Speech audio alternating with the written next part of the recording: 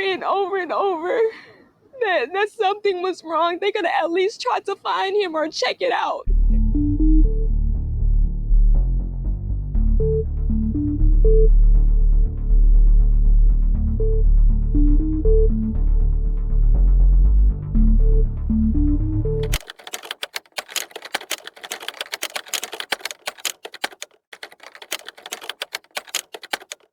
According to reports, Deontray Flanagan and Kirsten Watson, who is the mother of his child, had a domestic dispute in Houston on Monday, March 20th that led to the death of their daughter Zevaya Flanagan, who was only 2 years old.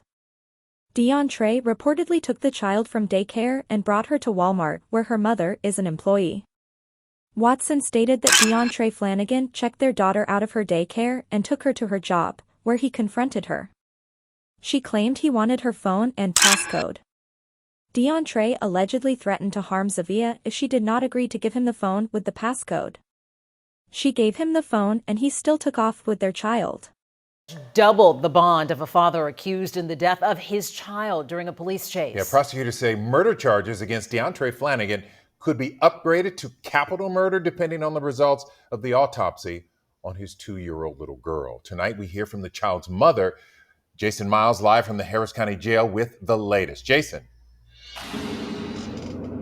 Hey there, Lynn. Yeah, the suspect, Deontray Flanagan, is now being held down here on a $2 million bond, increased this morning by a judge from $1 million.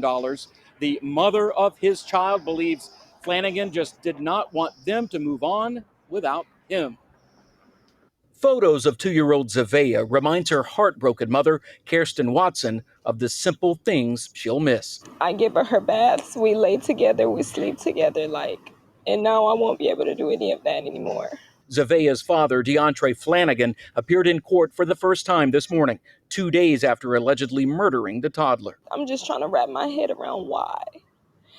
How could you do this to your little girl? It happened, prosecutors say, after Flanagan got the girl from daycare, confronted Watson, who works at this Walmart, then snatched her phone. He later led deputies on a 45-minute chase with Zevaya unrestrained while allegedly FaceTiming Watson and Zevaya's grandfather, showing the girl being assaulted as they tried to reason with him. I know in her mind, she probably was just wondering, what did I do? What are you doing this to me for? I love you. Why are you hurting me? Curtis Watson was hopeful things might end peacefully. But then he showed me the lifeless corpse of my granddaughter.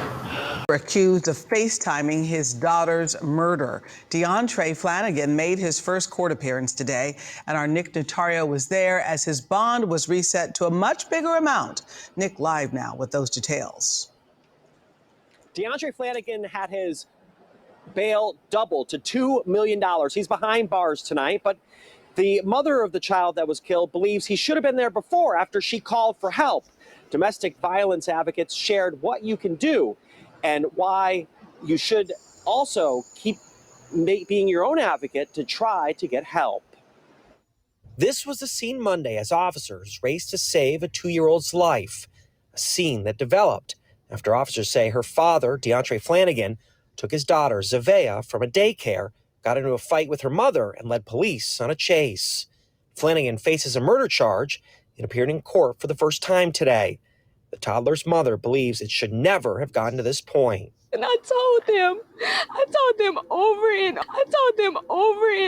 over that something was wrong. They could have at least tried to find him or check it out. The office says it responded to 2 calls in the days leading up to Monday's incident. Nearly a week ago, they say the DA's office declined to press charges due to insufficient evidence. The DA's office says no determination on charges was made and asked the deputy to investigate it further. Deputies responded again days later.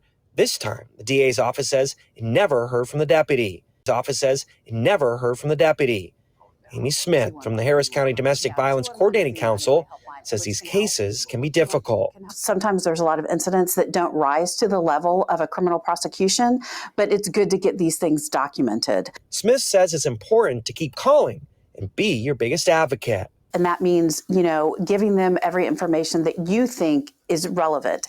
And even if they don't ask for it, give them text messages, give them emails, give them what's been said on social media. Toddler's mother says she shared text messages and social media posts with the deputy. We've asked the sheriff's office what evidence was provided to prosecutors. We haven't heard back. Advocates say if an arrest doesn't happen, don't be afraid to keep calling. If you have to be the squeaky wheel, be the squeaky wheel. If you're not satisfied with the response of the police, there's a chain of command you can go up and that you can talk to.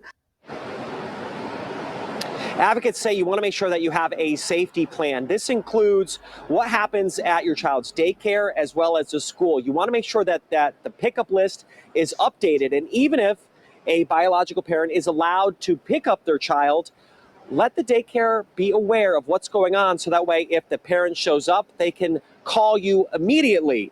Now, if you're unsure of where to begin and need help, you can always call 211 or you can reach out to the National Domestic Violence Hotline.